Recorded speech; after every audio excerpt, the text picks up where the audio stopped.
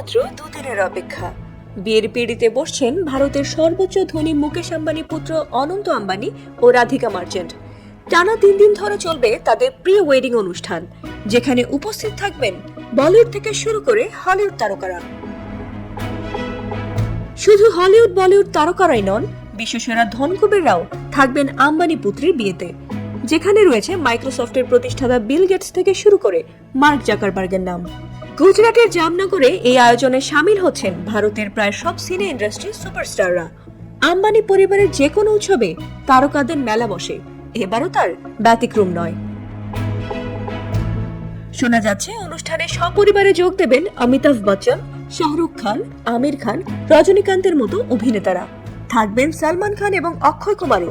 করিনা কাপুর, সাইফ আলী খান, রণবীর সিং, দীপিকা পাডুকোন থেকে আলিয়া ভাট সকলেই আছেন এই তালিকায়।